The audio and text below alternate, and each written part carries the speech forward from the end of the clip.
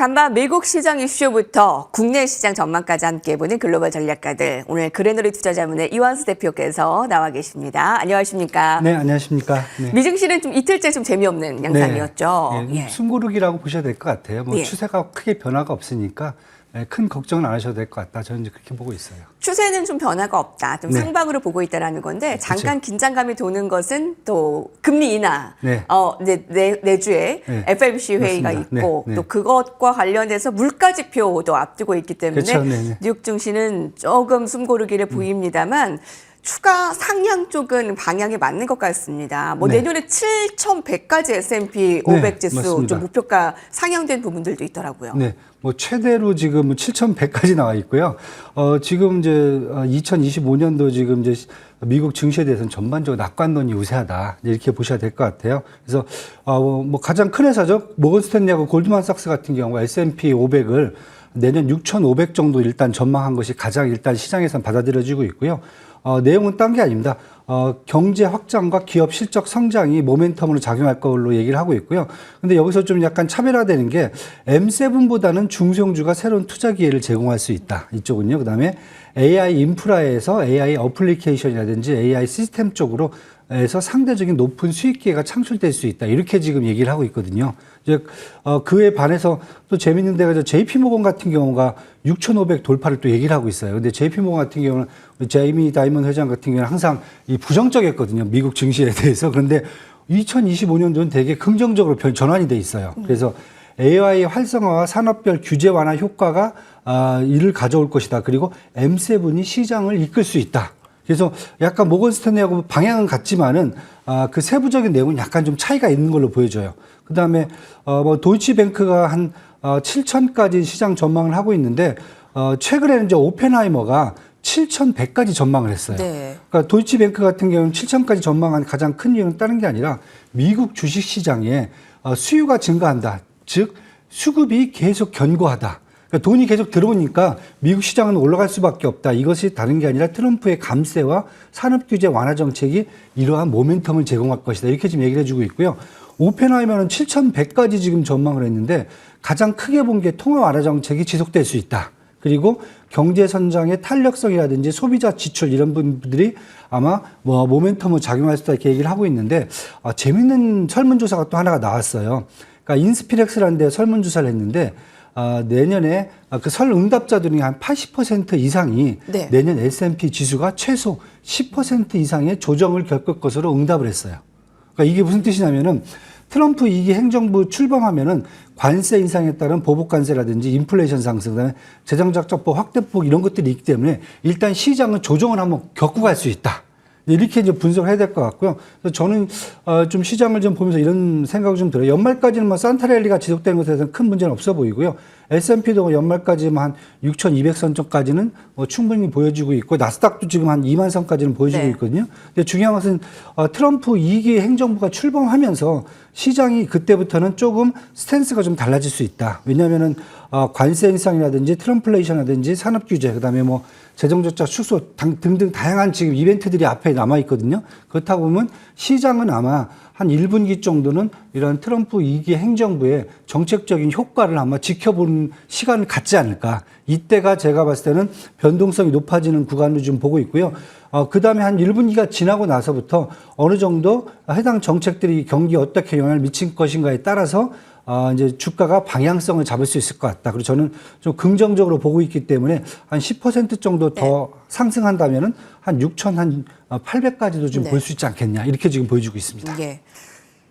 오늘 S&P 500 지수의 마감은 6,034. 일단 오펜하이머에서는 내년도 7,100까지 보고 있는데 이건 뭐 10% 이상 아주 긍정적으로 보는 양상이고요. 대표님께서는 6,600에서 6,800 정도까지는 좀 충분히 가능하지 않을까. 자, 미국 증시의 상방 여러 월가들의 의견도 들어볼 수 있었습니다. 자, 국장도 어제 참 다행이다라는 생각이 드셨을 것 같은데요. 자, 저희 채팅창에서는 이제 미국 시장, 한국 시장 또 중국까지 좀 잘 균형 있게 좀 양다리를 걸쳐야 된다라는 투자 전략을 얘기하고 계십니다. 자, 국장에서는 반등도 다행입니다만 환율 시장이 1,450원에서 1,500원까지 가는 것 아니냐라는 우려감이 있었는데 어제는 좀 안정세를 찾았거든요. 외환 시장의 움직임을 좀 지켜봐 주신다면요. 일단은 이제 이렇게 보셔야 될 때 지금 시작이다. 지금 이게 다 끝이 아니다라고 보셔야 될 것 같아요. 왜냐하면 지금 국내에 벌어진 상황이 정치 리스크거든요. 근데 외국인들 입장에 봤을 때는 지정학적 리스크입니다. 그러니까 지정학적 리스크가 가장 힘든 게 뭐냐면 첫 번째가 캡하고 플로어가 없습니다. 위아래가 없다는 거죠.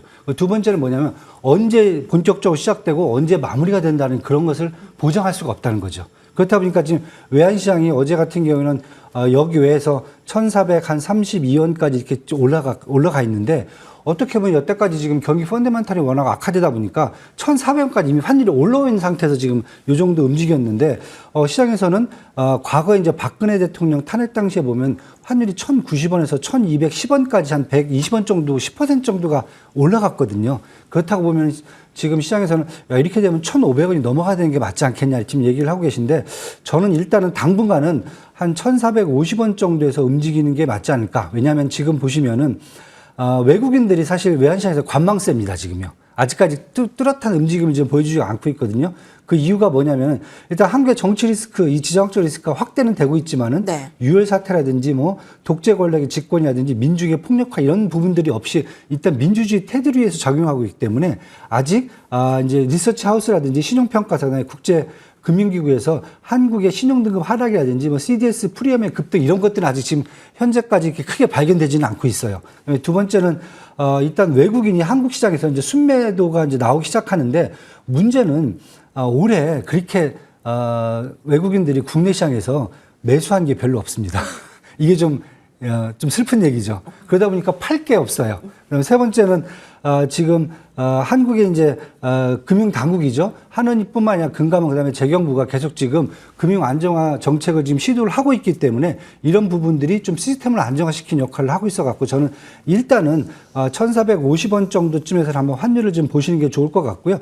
만약에 더 악화가 된다 그랬을 네. 경우에 아마 외국인들 반응에 따라서 그때 이제 1,500원 정도를 봐야 되지 않겠냐 이렇게 좀 보여주고요. 전략적으로는 계속 말씀하세요. 어떻게 하는 게 좋겠어요? 말씀을 하시는데 뭐 가장 큰 것은 달러뿐만 아니라 저는 엔화까지도 기축통화, 원화가 아닌 것은 원화를 셀하고 기축통화를 매수하는 방법을 계속 갖고 가시면 괜찮지 않겠나 이렇게 지금 보여주고 있습니다. 예. 당분간 뭐 위아래가 열려 있고 이게 뭐 언제 끝날 것인가에 대한 부분이 없기 때문에 외환시장은 당분간 1,450원에서의 좀 변동성 예상을 하십니다. 자, 국내 시장은 이제 어제 반갑다라고 말씀을 드렸는데 많은 소식들이 있었죠. 이제 감세 예산안이 사상 초유의 이제 야당 주도로 통과가 되었습니다. 그리고 금투세 폐지 확정된 부분도 어제 시장에는 활황을 불러일으키는 좋은 요인이었고요. 그리고 가상화폐, 가상자산에 대해서 세금 매기는 거 이것도 좀 유예가 됐습니다. 자, 좋은 부분이 많았다면 우리가 또 궁금한 밸류업 프로그램은 앞으로 좀 어떻게 될 것인가에 대한 궁금증도 있거든요. 여러 이슈들을 좀 한 가지씩 본다면요. 일단 저는 뭐 밸류업을 짧게 말씀드린다면은 현재 상황에서 밸류업을 지속적으로 추진하는 것은 회사에게 더 위험하지 않을까. 이런 생각이 듭니다. 왜냐하면 국내에서 사실 지금 주주 환원 확대 기업 뭐 법인세 공제 확대라든지 밸류업 기업 주주 뭐 배당소득 분리과세 이런 부분들이 이제 상정이 불발됐잖아요. 그래서 이렇게 되면은 뭐 밸류업을 조금 더 다른 방향으로 추진해야 되지 않겠냐 이렇게 얘기하시는데 지금 봤을 때는 지금 시장에서 요거 한번 말씀드릴게요. 지금 이제 국내 주시장에서 지금 매도가 지금 가장 많이 나오는 데가 금융주들입니다. 왜냐하면 이제 밸류업에 대한 이제 기대감이 많이 떨어졌을 수도 있겠지만 또 하나는 뭐냐면은 이와 같이 지금 경기 펀더멘탈이 안 좋은 상황에서 만약에 정치 리스크가 터지잖아요. 트리거가 발생했을 경우에는 가장 위험스러운 게 금융위기거든요. 그렇다 보니까 외국인들 입장에서도 지정학적 리스크가 터지면은 가장 먼저 정리하는 것이 금융주들입니다. 네. 그렇다 보면은 제가 이런 생각을 해요. 지금 상황에서 만약에 밸류업을 통해서 회사 내에 있는 뭐 자본 유보금이라든지 이익잉여금, 뭐 대손 충당금 이런 것들을 처분한다고 하면은 문제는 금융당국은 지금 반대로 금융 시스템 안정화를 통해서 여러 가지 지금 정책을 추진하고 있는데 이렇게 되면 밸류업하고는 완전히 또 이 대치가 돼버리거든요. 그래서 저는 지금 가장 지금 밸류업의 핵심이 금융주하고 지주사들인데 현재 상황에서는 밸류업이 이제 뭐 4대 금융주들은 흔들림 없이 뭐 이행하겠다고 얘기를 하고 있지만은 만약에 이게 더 정치적 혼란이라든지 이런 상황이 더 지속된다고 했을 경우에는 밸류업 자체가 어떻게 보면은 국내 금융주라든지 지주사에 어떻게 리스크로 다가올 수 있지 않겠느냐 이렇게 지금 생각을 좀 하고 있습니다. 그래서 그 부분은 좀 고려를 좀 해야 될 것 같아요. 시장에서는요. 앞으로 그럼 지주사와 금융주에 대한 대응 전략은 어떻습니까? 그럼? 일단은 뭐 제가 보는 입장에서는 현재와 같이 이제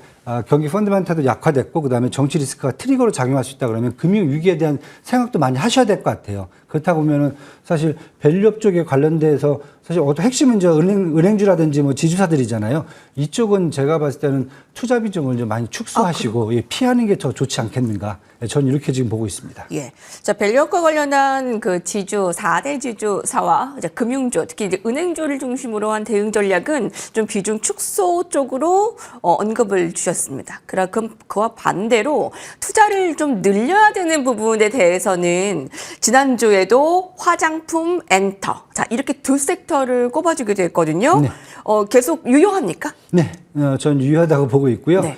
지금 이제 국내 시장 조금 더 보신다면은 사실 이제 모 외국계 증권회사는 지금 한국의 펀더멘탈이 저평가되어 있으니까 저가 매수 기회다 이렇게 말씀도 하고 계신데 저는 그거보다는 지금 현재 상황에서는 아까 말씀드렸듯이 지정학적 리스크는 어디가 시작이고 어디가 끝인지 몰라요. 그래서 어제 하루 갖고 지금 안심할 수 있는 상황은 아니고요.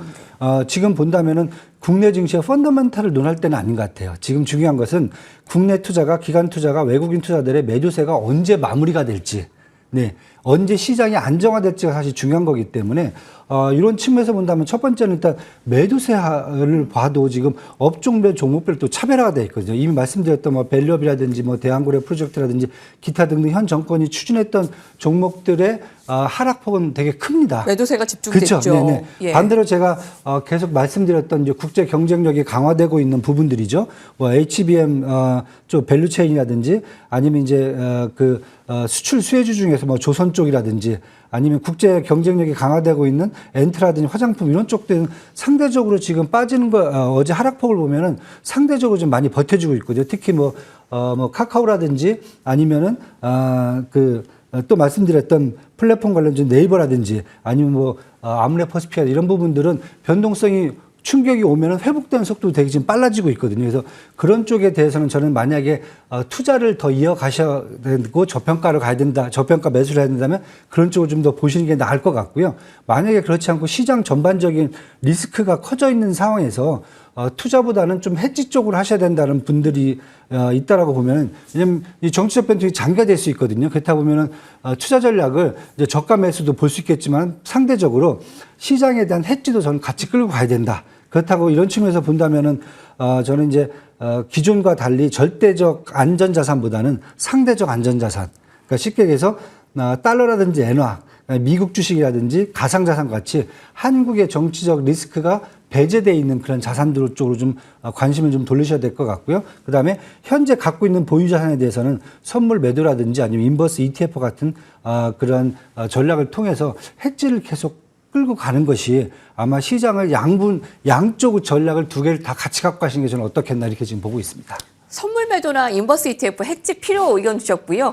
정치적 리스크를 덜 받는 상대적인 안전자산, 그러니까 그 부분을 좀 예, 정치적 미국 리스크에 주식이라든지 배제되어 뭐 있는 가상화폐도 좀 보셔야 될 것 같고 그쪽 좀 비중 확대 그렇죠. 주고 계시고요. 네, 네. 저희 업종으로는 조선엔터, 화장품, 뭐 네이버와 같은 국가 플랫폼, 경쟁력 네. 강화가 되는 부분입니다. 반도체는 당분간 어떨까요? HBM도 저는 괜찮다고 봐요. 지금 움직임 보시면 SK 하이닉스가 거의 안 빠졌거든요. 이번 이 충격에서요. 그다음에 HBM 밸류 체인 관련된 종목들도 많이 빠진 했지만 다시 올라오면 회복 속도가 더 빠른 편으로 지금 저는 보여주고 있어갖고 HBM 쪽은 분명히 국제 경쟁력 쪽에서는 강화가 돼 있는 분야이기 때문에 그쪽은 저는 큰 문제가 없지 않을까 이렇게 지금 보여주고 있습니다. 예.